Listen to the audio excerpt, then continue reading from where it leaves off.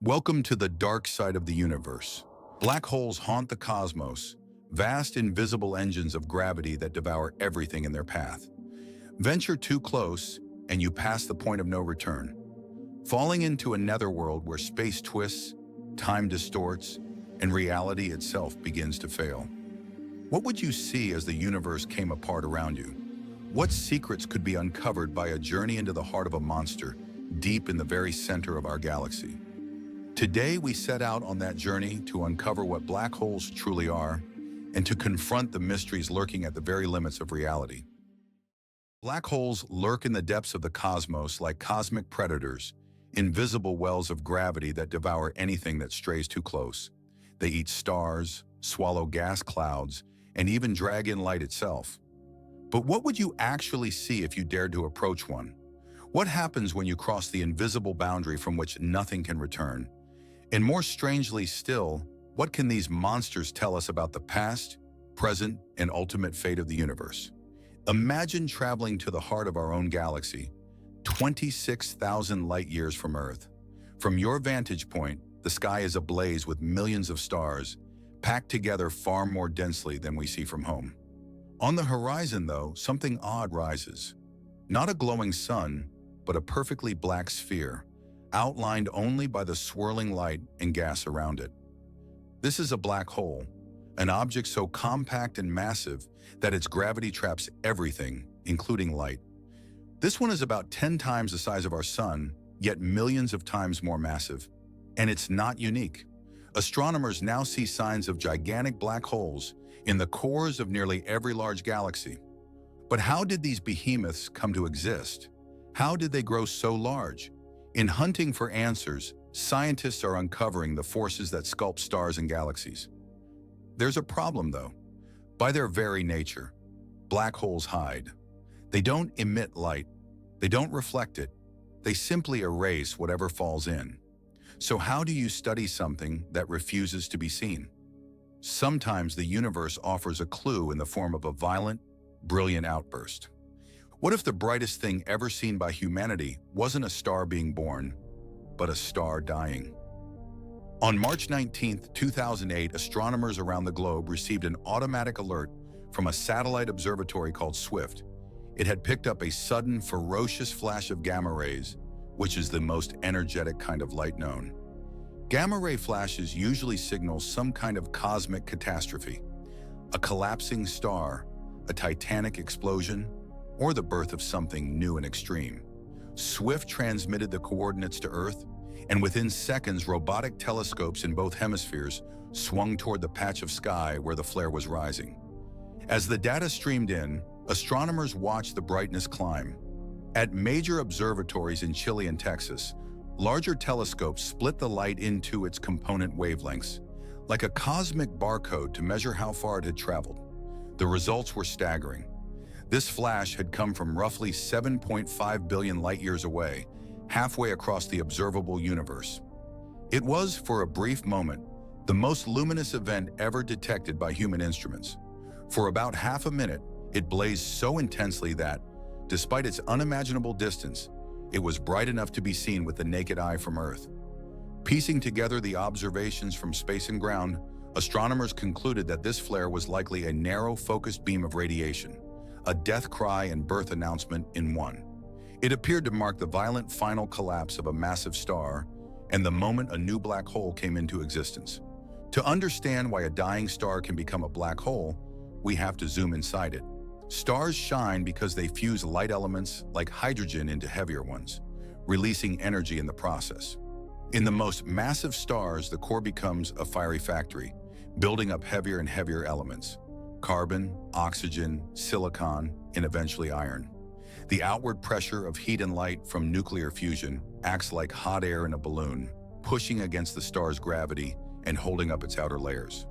But that can't last forever. Once the core is mostly iron, fusion no longer provides enough energy to counter gravity. The star's support fails.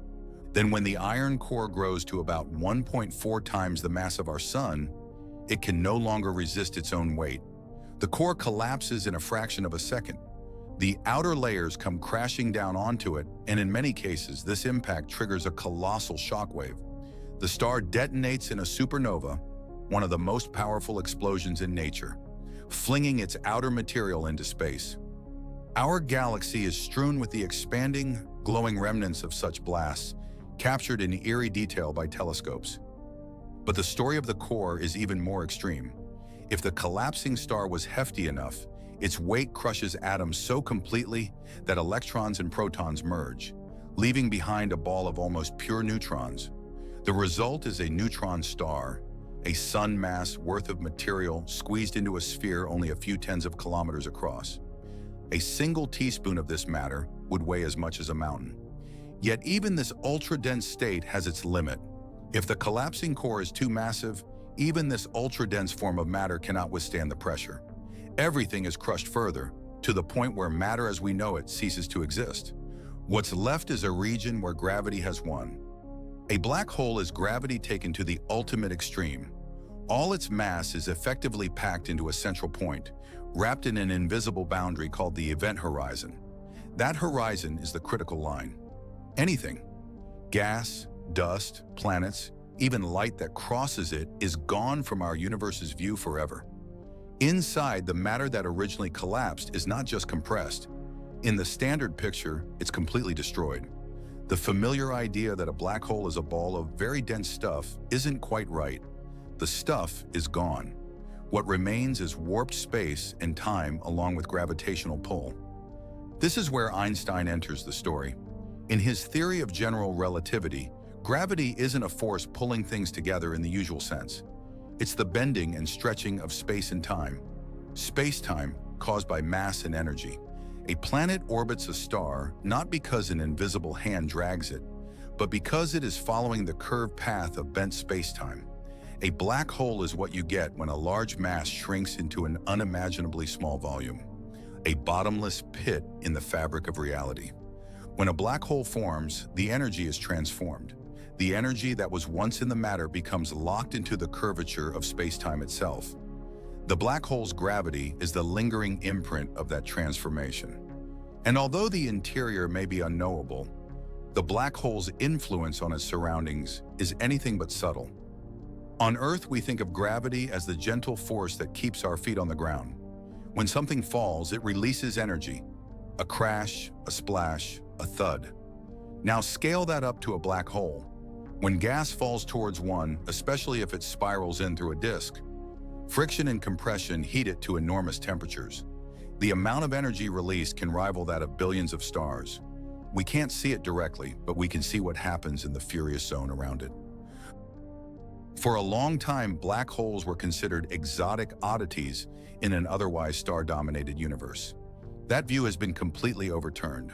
Surveys of distant galaxies, some stretching back to when the universe was young, show that huge black holes hide in the centers of nearly all large galaxies. Intriguingly, the mass of a galaxy's central black hole is closely linked to the size and properties of the galaxy itself. The bigger the galaxy, the more massive its central black hole tends to be. This suggests that galaxies and their black holes grew up together, influencing each other's lives. But how do they grow so fast? Observations with X-ray telescopes have uncovered something remarkable. Pairs of supermassive black holes caught in the act of orbiting each other in the centers of colliding galaxies. Over billions of years, two galaxies may dance around one another, their stars and gas tangled and flung about by mutual gravity. Their central black holes, drawn by the surrounding matter, eventually sink inward and form a binary pair. Two invisible whirlpools orbiting in a shared gravitational storm. Einstein predicted that massive objects in motion would shake space-time itself, sending out ripples called gravitational waves. Two black holes spiraling around each other act like stones thrown into a cosmic pond, generating waves that carry energy away. As they lose energy, the pair spirals closer and closer, orbiting faster and faster until they finally merge, forming an even larger black hole and releasing a burst of gravitational waves that races across the universe. These supermassive black holes may power some of the brightest objects in the cosmos, quasars. Quasars are dazzling beacons visible across billions of light years, so luminous that they outshine entire galaxies. Yet the engine at their heart is an object that emits no light at all. The light instead comes from the material hurtling toward the black hole, crammed into a hot, rapidly spinning disk. As it spirals in, it heats up and radiates across the spectrum, from radio waves to X-rays and gamma rays.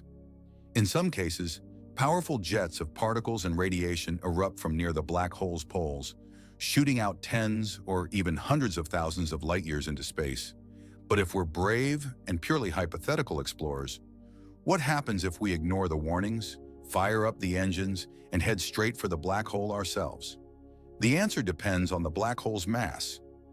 Fall towards one, and the gravitational pull changes so rapidly across the length of your spaceship that the difference between the force on the front and back is enormous. You'd be stretched and torn in a gruesome process sometimes called spaghettification, long before you reach the horizon. And I don't know about you, but being pulled apart atom by atom doesn't sound like a good way to go. So what would it actually feel like, falling into a black hole? Using Einstein's equations, theorists like Andrew Hamilton have tried to visualize what the interior might be like. They compare it to drifting down a river that gradually accelerates into a waterfall. Far from the black hole, the current of space-time is slow. You can paddle and choose your path. Closer in, space flows inward faster and faster. At the event horizon, the inward flow reaches the speed of light. Once you're past it, you can still see light from the outside universe rushing in behind you, but no signal you send can fight its way back out. There is only one fate: deeper in. We can take some comfort in the fact that, for now, the supermassive black hole at the center of the Milky Way seems relatively quiet. It's not blasting huge jets or gobbling large amounts of material at this moment in time, but that tranquility may not last forever. Our nearest large neighbor, the Andromeda Galaxy, is on a slow-motion collision course with us. It's currently about 2.5 million light-years away, and measurements show it's moving toward the Milky Way at hundreds of thousands of miles per hour. In roughly 5 billion years, the two galaxies will begin to collide. All of this raises a haunting question. Do black holes themselves last forever? Or are they like stars, temporary residents of the universe? The cosmologist Stephen Hawking applied quantum physics to the curved space-time around black holes and came to a surprising conclusion. Just outside the event horizon, the vacuum of space isn't truly empty. Pairs of virtual particles constantly pop into existence and annihilate almost instantly. Hawking realized that the presence of the horizon could disturb this delicate balance. One particle of a pair might fall in, while the other escapes. To an outside observer, it would look as though the black hole is slowly emitting radiation, now called Hawking radiation. If a black hole radiates energy, that energy has to come from somewhere, and the only source available is its own mass. Over unimaginable periods of time, the black hole would gradually lose this mass, shrink, radiate more intensely, and eventually evaporate completely in a final burst of energy. If this picture is correct, then they aren't eternal prisons, but slow-burning embers that will someday flicker out. Detecting this effect around astrophysical black holes is extraordinarily difficult. Their Hawking radiation would be minuscule compared to other sources of energy. Some theories suggest that tiny black holes formed in the early universe. Primordial black holes could be evaporating now, sending out characteristic bursts of radiation, but searches so far have not turned up clear evidence. Meanwhile, high-energy particles called cosmic rays slam into Earth's atmosphere at incredible speeds, briefly reproducing conditions similar to those near extreme objects. In principle, collisions like these could form microscopic black holes that would evaporate almost instantly, leaving a distinctive spray of particles. However, such events, if they occur, are incredibly hard to tease out from the background chaos. Particle physicists have wondered whether we could create similar conditions in the lab using powerful particle accelerators. Smash particles together at high enough energy in a small enough region of space, and perhaps you could briefly form a micro black hole and watch it evaporate. Pretty cool, right? According to standard physics, the energy scales needed are far beyond any machine we can build. But some speculative theories that involve extra dimensions of space suggest that gravity could become stronger at very short distances, lowering the energy required. In that case, a collider like the Large Hadron Collider in Europe might, in principle, create such tiny black holes. If that happened, they would pose no danger. They would evaporate almost instantly. But observing their decay would provide a remarkable test of our ideas about gravity, quantum physics, and the nature of space-time itself. As our journey into the heart of black holes comes to an end, we're left staring not just into space, but into time itself. If you look far enough into the future, black holes may become the last significant structures left. Trillions of years from now, stars will have burned through their fuel. The universe will enter a long, dark era dominated by black holes, slowly evaporating through Hawking radiation. If Hawking's vision is right, then someday, in the farthest reaches of the far future, the last black hole will evaporate in a final flash. The universe will be left cold and quiet. The most violent objects we know, the monsters that swallow stars, will themselves vanish. In a sense, they are both the ultimate engines of cosmic transformation and the final ticking clocks of the universe, counting down to an ending we can barely begin to imagine. If this deep dive into black holes sparked your curiosity, show your support by liking the video, subscribing to the channel, and turning on notifications. New journeys into the unknown are coming soon. Thanks for watching, Orbit Crew. We'll see you on the next mission.